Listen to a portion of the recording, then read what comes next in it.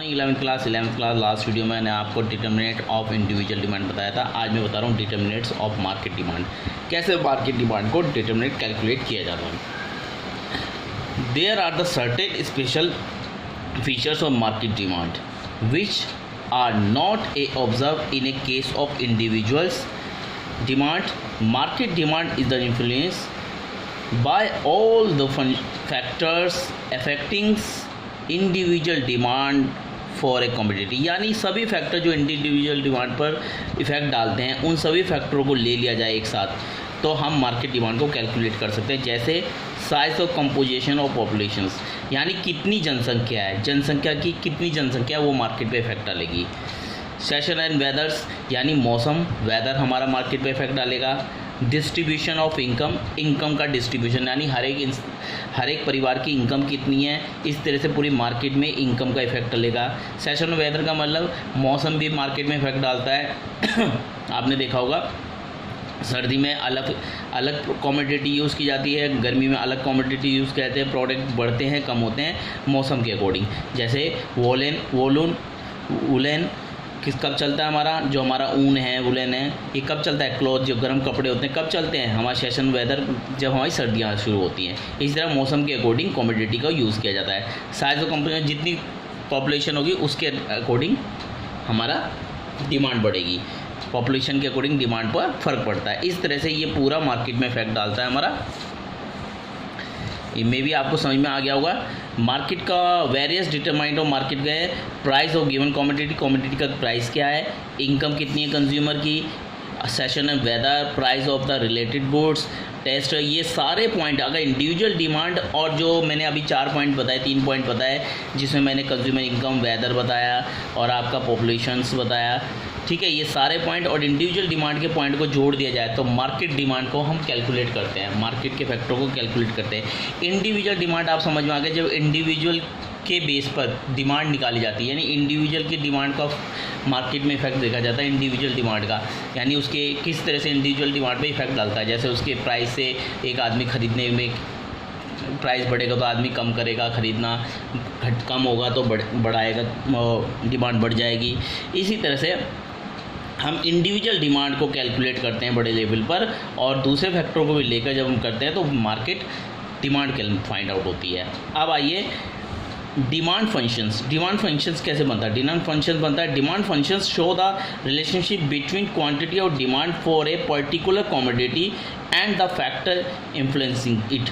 यानी demand function क्या show करता है, क्वांटिटी, हमारी एक क्वांटिटी और relationship between quantity demand for a particular commodity, यानी किसी पर्टिकुलर कमोडिटी की क्वांटिटी पे कितनी हमारी डिमांड पर एक रिलेशनशिप कर रहा है कि कितनी डिमांड हमारी बढ़ेगी कितनी कम होगी, डिमांड फंक्शन बताएगा।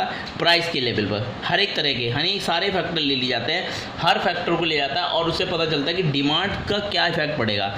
जैसे इंडिविजुअल डिमांड का हमने एक फैक्टर बनाया, फंक्शन बनाया, तो इंडिविजुअल डिमांड में डिमांड ये फंक्शन बनाया, individual demand X equal to functions P x,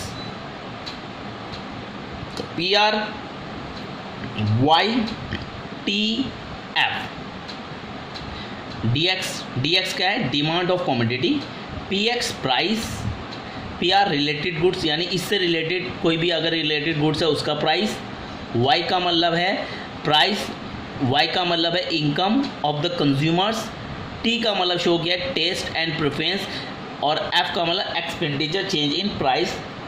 मैंने आपको बताया इंडिविजुअल डिमांड में जो इफेक्ट डालते हैं वो सारे फैक्टर इसमें लेकर डिमांड पे क्या इफेक्ट डाल रहा है, ये डिमांड पे क्या इफेक्ट डाल रहा है वो सारे फैक्टर हमने ले लिए। जैसे प्राइस ले लिया, रिलेटेड गुड्स का प्राइस ले लिया और टेस्ट और प्रेफरेंस ले लिया, कमोडिटी का इनकम और कंज्यूमर की इनकम ले ली और expectation of change in price में क्या चेंज आएगा फ्यूचर में वो एफ ले लिया। तो ये हमने शॉर्टकट पॉइंट में से ले लिया, इसको डिटेल में यहाँ लिखा गया है, ठीक है। तो इंडिविजुअल डिमांड का एक फंक्शन बनाए, यानी ये सारे फैक्टर इंडिविजुअल डिमांड पे इफेक्ट डालते हैं। इसी तरह से मार्केट डिमांड पे इफेक्ट डालने वाले फैक्टर हैं पी, एक्स पी वाई वही इंडिविजुअल डिमांड के जितने फैक्टर हम ले लेंगे, उसके साथ हम पॉपुलेशन P0 ले लेंगे, ये तो इंडिविजुअल डिमांड के हो गए, फिर हम पॉपुलेशन वाले ले लेंगे।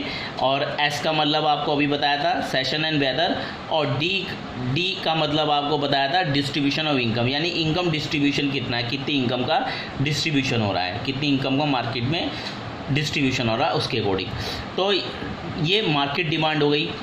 और ये ऊपर जो मैंने बताया इंडिविजुअल डिमांड के फैक्टर्स, और इंडिविजुअल डिमांड के फैक्टर के साथ साथ हम तीन चार फैक्टर यानी पॉपुलेशन का फैक्टर्स, वेदर का फैक्टर्स और आपका डिस्ट्रीब्यूशन इनकम का फैक्टर भी ऐड कर दें तो मार्केट डिमांड फाइंड आउट हो जाता है। और ये पूरे फंक्शन को डिटेल में समझाया गया है। Px का मतलब क्या है, प्राइस, PR का मतलब रिलेटेड गुड्स का प्राइस, Y का मतलब है आपकी कंज्यूमर की इनकम, T का मतलब टेस्ट हो गया, F का मतलब फ्यूचर में होने वाला चेंज, ठीक है। और इस तरह से, और P0 का मतलब पॉपुलेशंस, S का मतलब आपका वेदर और सेशंस, और D का मतलब डिस्ट्रीब्यूशन ऑफ इनकम। इस तरह से हमारे डिमांड के फंक्शन होते हैं और इससे हम डिमांड को कैलकुलेट कर लेते हैं। ये फंक्शन है डिमांड के, इंडिविजुअल डिमांड और मार्केट डिमांड के। ये भी मे बी आप नोट कर लीजिए, आपको समझ में आ गया होगा। डिमांड फंक्शन और मार्केट डिमांड, इंडिविजुअल डिमांड किसे कहते हैं, जब इंडिविजुअल बेस पर हम किसी डिमांड में क्या इफेक्ट पड़ता है, उसमें जो फैक्टर मैंने आपको बताया, जैसे उसकी इनकम का फ़र्क हो गया, प्राइस रिलेटेड गुड्स का प्राइस हो गया, या कमोडिटी का प्राइस हो गया, या टेस्ट हो गया, प्रेफरेंस हो गया। तो ये सारी चीज़ें जो मैंने यहाँ बताई, ये फैक्टर, ये वाले फैक्टर इंडिविजुअल डिमांड पर इफेक्ट डालते हैं। और ये फैक्टर्स किस पे इफेक्ट डालते हैं, मार्केट डिमांड में 3-4 फैक्टर इंडिविजुअल डिमांड के जोड़ दिए जाएँ और 3 फैक्टर अलग से जोड़ दिए जाएँ तो मार्केट डिमांड का इफेक्ट पड़ जाता है। इन्हें नोट डाउन कर लीजिए 11वीं क्लास। बाय।